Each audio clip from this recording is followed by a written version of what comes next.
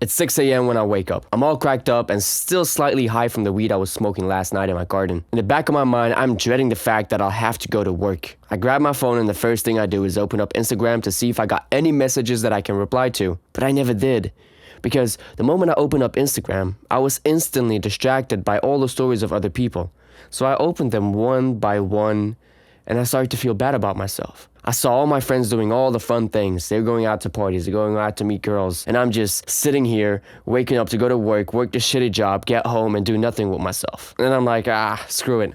It's time to get up. As I get up, I go downstairs, I drink my coffee, and then I suddenly get the urge to go to the bathroom. And while I'm in the bathroom, I remember like, oh yeah, I'm rewatching Naruto Shippuden for the 100th time. So I end up watching it like an episode. And I realized like, oh god, my entire morning passed by and now I have to rush to work. And while I'm on the commute, I'm just zoning out. I'm thinking about a life where I don't have to do this anymore. Where I don't have to live this shitty life anymore. I start to reflect back on everything that I'm doing and I start hating myself. Because I know that I'm not taking the action that I should to achieve the goals that I want, that will eventually get me out of the position that I'm in. And yet I fail every night to take action when I have to. So I tell myself, all energized, all angry, I'm going to work on my goals tonight.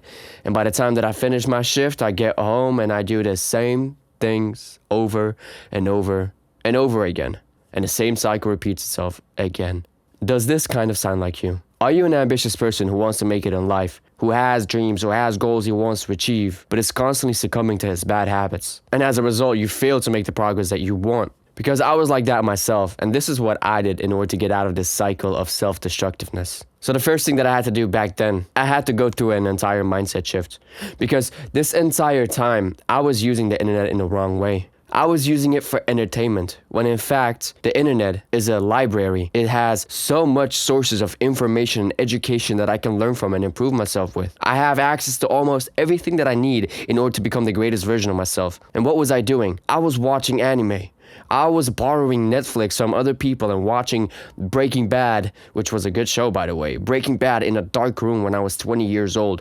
I wasn't doing anything. I was just in my room, laying there. Woke up, watched it continuously. I binge watched it ruthlessly. Like, how many seasons is it? 7 or 8 with episodes of 1 hour, and I just continuously binge watched it. I didn't even bother working to pay for the subscription because it was so easy to borrow like a subscription from somebody else, or to like get fake subscriptions because you had like accounts that were getting hacked back then and you could just use those logins and watch Netflix with them. And so I lied in my bed doing nothing, just wasting away watching content back to back to back. Although I had dreams, although I wanted to be a musician, although I wanted to take action, I wasn't taking action because why would I take action when the thing that I want to do brings so much discomfort and so much pain to me for getting up out of bed and doing something where I have to face myself, when I could just lay in bed and watch a show that gives me way more enjoyment than if I would stand up and put in the work. So this mindset shift was for me the foundation to everything that I eventually started to do, which then set me up to become a better version of myself. So if you're currently in that situation where you feel like you want to do the work, but you notice that you are constantly watching content, constantly doing something that is taking away your time, your energy, and your brain power to actually do the tasks that you need to do in order to make the progress that you want, and it's linked to watching videos or something else, then you have to set up a way that it becomes super difficult for you to even reach it. You can delete the application. You can do anything. Like, you can stop the subscription. Sometimes you have to make those difficult decisions if you want to really make the progress that you want. And is it going to be uncomfortable? Yeah, 100% is going to be uncomfortable. But that's something that you'll have to accept. Because if you want to achieve the goals that you want, it is going to be uncomfortable. Because it's all based on how much pain are you willing to go through with yourself in order to become that who you want to be. Because the person who you are right now is not really made to have all the success that he desires. And even if that person would achieve the success that he wants, he's going to screw it up because his foundations are all wrong. Like, if you make a lot of money, what will happen is you will start spending that money on things that are for pleasure, things that entertain you, but not things that educate you. Like, what is something that a lot of rich people do? Like, a lot of successful people do. When they make money, they reinvest that money. Most entrepreneurs, like high-level entrepreneurs, almost every little bit of money that they get, it's reinvested back either into the company, either into education, the skills, a coach, a sales manager, something. Why? Because that will provide like more growth for them in the long term. because they know that if they spend that money, like for example, they go to a casino, they start gambling, they spend all their money will be wasted. And then what? They'll have to make all that money again. But they maybe haven't developed the skills that were necessary to recreate the success that they've had initially. And so they're going to be in a worse position than they were before. But going to a casino was very fun, you know? You had all that money, you spend all that money, and then what? You have nothing. And you realize like, oh, fuck, my life is still fucked. Then I'm actually in a worse position than I was before, because now you got an addiction to gambling. And it all comes from seeking entertainment rather than education. To come to the point of the internet, when I was at my lowest point, when I was like completely unproductive, when I was doing nothing, when I was slaving away to the internet, one of the things that I was doing that I had to cut, which took me many years to overcome, was to quit porn. I had to quit porn. Porn was not good. Porn was making me pretend like it was giving me the illusion that I was having a relationship with this woman, and that is what it does. You're watching this girl on your screen, you think that it's real, your brain thinks it's real, you create like this parasocial relationship with that person who's on your screen, but they don't even know who you are. And so you waste your time, your energy, instead of going out, meeting girls, talking to girls, becoming better, like getting comfortable with talking to beautiful women, and hopefully finding the woman that you want to marry. No, you're just sitting in a dark room, touching your willy continuously, over and over and over again, whenever you get the urge to have sex. Doesn't that sound a bit pathetic? You know, I coped with it for a long time, although I knew that it was bad for me. Nobody is proud about being somebody who jacks off. Nobody. Nobody says with the hand on the chest, I'm a masturbator. Nobody. Everybody who respects themselves, maybe I should word it like this, everybody who respects themselves, they won't feel proud. Everybody who has ambition, everybody who has a desire to achieve goals, they know that that behavior is not good. But yet there's like this parasocial relationship and this connection to that because it's so easy to get it. And you have to cut it off. You have to make it difficult for yourself to even be indulging in it. You have to rewire your pattern completely. Imagine if you eventually meet the woman that you want to marry, but you know in the back of your mind, you're watching other girls and jacking off to other girls on your screen, when she's maybe an absolutely gorgeous woman. She's going to be the mother of your children. Can you honestly tell yourself that you're proud of the person that you are in that moment? Most likely not, and those emotions will actually influence you, either consciously or subconsciously, and that will eventually ruin your relationship, or you will settle for somebody who is below your capabilities. And do you want to settle below your capabilities? Do you want to drop below your standards? No, everybody likes to have high standards. Well, then fucking live up to your standards. But yeah, it's not easy, so you have to start somewhere. And you have to rewire your pattern of porn, because porn is not good. You have to accept that porn is not good. It's only going to distract you continuously. There's many reasons why porn isn't good. When you ejaculate, what happens? You lose all your energy. When you lose all your energy, you're less motivated to do something. You just want to sleep. You just want to relax. Okay, that's already like energy less to invest into your development. You will create this pattern that when you want to release yourself, you just go to the internet. You look up a beautiful woman that you want to ejaculate to, and that's that. And that solves the issue for you. But you're instilling the habit of doing things in an easy way. And as a result, your life will become absolutely worse, 100% without a doubt. Because then when you see a beautiful woman, you will be awkward. You don't know how to talk to her. Because the only habitual pattern that you have that is linked to watching beautiful women is that when you see a beautiful woman, you start touching your willy. Is that how you want to approach your future wife? With those thoughts? No. I mean, I hope not. And what I'm discussing right now is exactly what I've went through. I had the wrong beliefs. I had the wrong mindset when I walked up to beautiful women, when I talked to them. It took me like a good year to rewire my thought pattern. And remember, I was 20 when I started to realize these things. And it's only when I was 24 is when I actively started to change my life related to that. It took me a lot of years to actually get me closer to that step, but you can do it faster. And the more you watch my videos, the more you learn what I went through, the more you learn what I did to eventually get myself out of that situation and to improve myself to a point that it can now be done quicker for you. Now, the next point that I want to discuss is to not play video games. Video games seem harmless. Video games seem like they are not going to do a lot, but you have no idea how damaging they are, especially to the young man. The first time I was introduced to video games is when I was quite young. I think I was like 7 years old, and I saw my brother playing video games, and I saw that he was having a lot of friends while playing video games, while being online and everything, and that, like, I wanted to have friends. I didn't have a lot of friends, so I wanted to connect with people. And so I had associated playing video games with making friends. But I had also associated being a gamer with having status.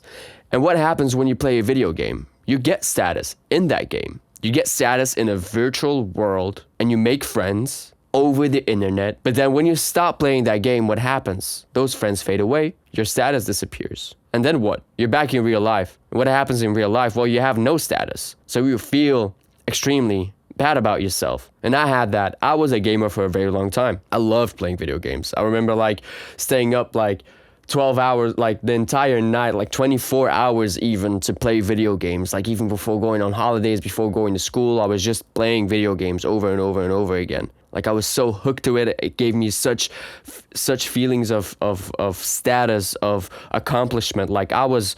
I'm a pretty good gamer, if I can say so myself. And if I touch a game, I'll get good at it fairly quickly.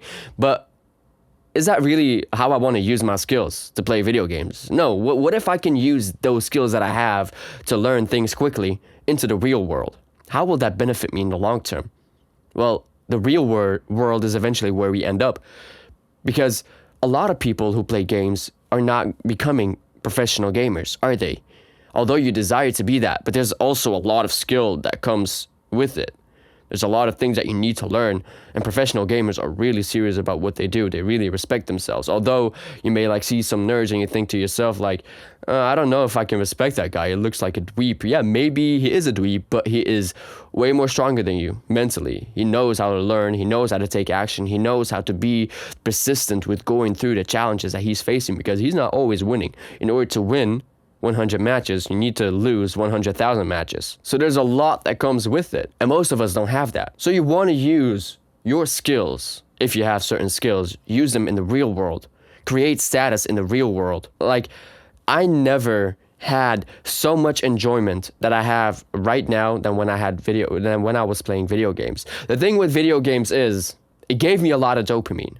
In the beginning, it was hard for me to make progress in the real world, because in the real world, everything is slower. Everything takes more time.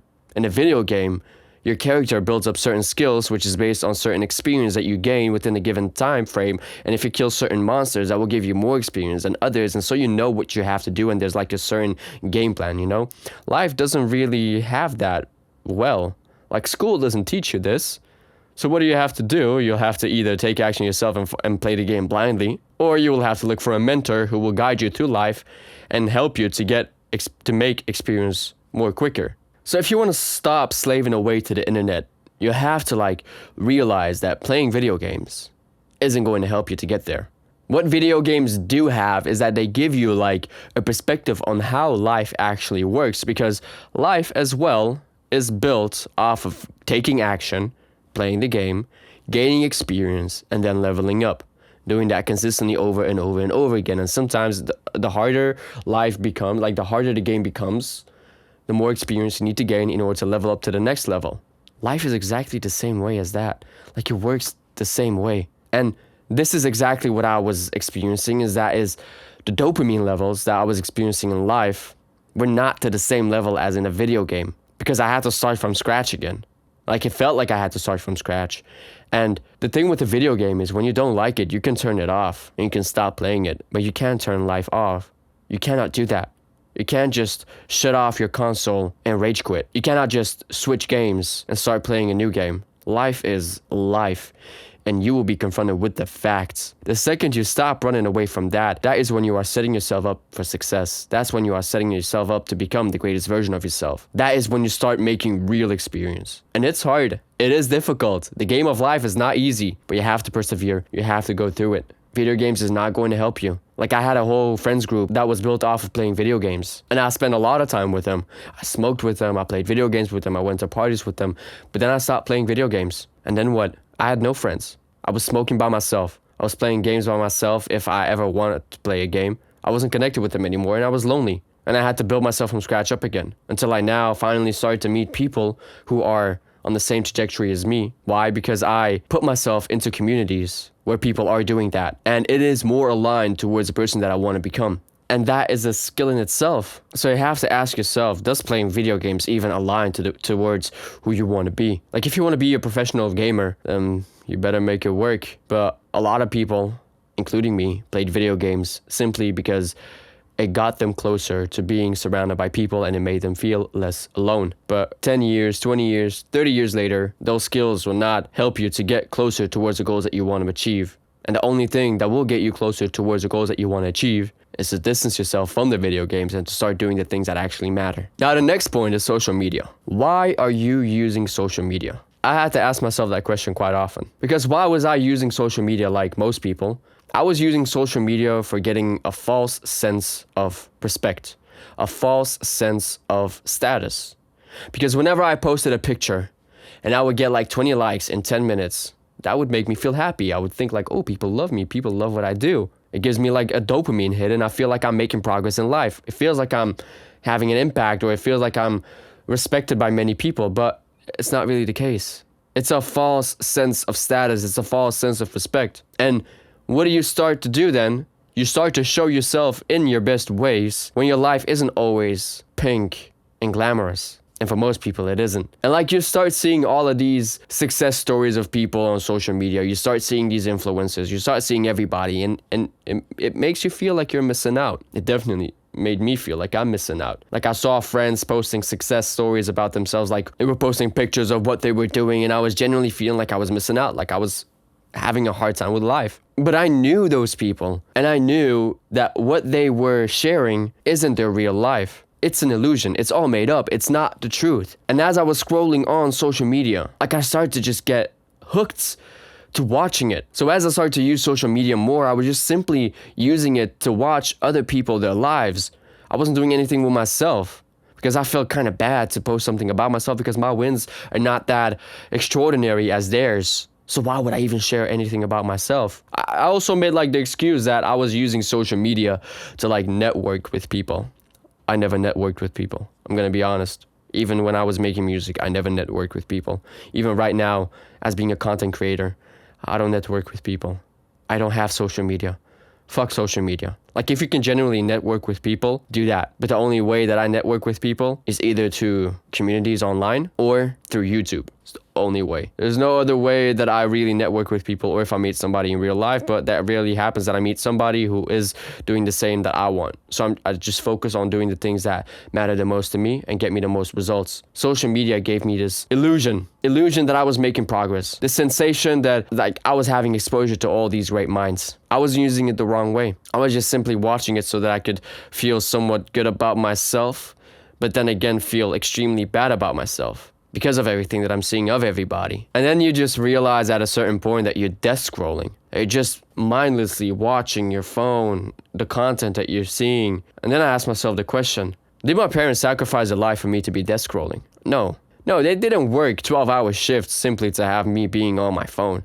To have me slave myself away to the internet, watching all of these people having success stories when I'm doing jack shit with my life. And I know that I'm doing jack shit with my life. It's a way too easy tool to give you the impression that you are doing something with yourself when you're not. When you're just wasting your time, when you're just wasting your potential, laying in bed, watching the stories, getting all these dopamine hits and feeling like you are being productive, but you're not. One of the ways of how I use social media that was holding me back from achieving the greatest version of myself and like even just improving myself a little bit was that I was using it when I was in discomfort. So whenever I was writing a song and whenever it got hard, whenever I couldn't find something to rhyme with, or whenever I was already like writing for 2 hours for one verse, whenever I felt discomfort, I would open up Instagram and watch the lives of everybody else. But then it instilled the habit that whenever it gets hard, I start to look for a way to like boost my dopamine.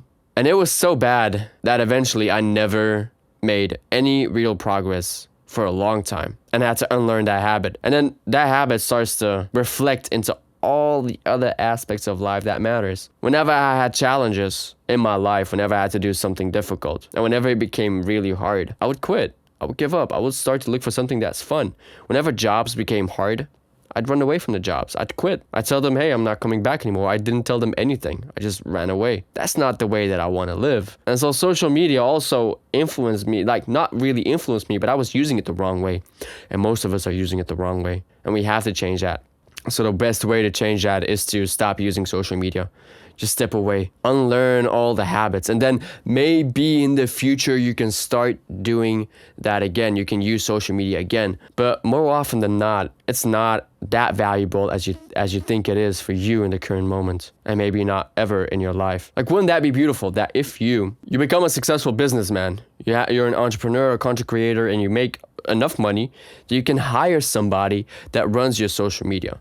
That you don't even have to spend your time and your energy on social media, but you have somebody else who does that for you. And you can just focus on the things that matter to you. You can be spending time with your family. You can be spending time training. You can be spending time discovering life, learning, educating yourself, using the internet in the right way, while that person is using the internet in the right way for them to make money and for them to provide a service for somebody else, while you provide a service for the people who watch you, for example, or the people who are your customers for your business, you know? So if you can start eliminating these things out of your life, and especially start with the mindset that the internet is a source of education, not entertainment. If you can start using that to develop yourself, to grow and to become the greatest version of yourself, and eliminating all the other habits that I've just mentioned, then trust me, you are on your way of becoming an impeccable person. You'll be surprised how much time and energy goes into these habits, how damaging they are to not only you, but society itself. We now have a society of blind people. In the past, it was people who were watching television, but now it's people who are on their phones constantly, 24/7. Most of the things that you have on your phone are irrelevant. You don't really need your phone unless it's to make a call or to message someone. I mainly use my phone to either connect to communities with people, or use WhatsApp to contact my friends, or to call my employer, or I use it to educate myself and to make scripts for these videos. So really think about it. Let this sink in. I hope my story has been able to provide you some insight on what you could do. I want to wish you a very nice day. And remember that you are 100% responsible for the results in your life. Make the hard decision today, and I'll see you in the next one. All right? Bye-bye.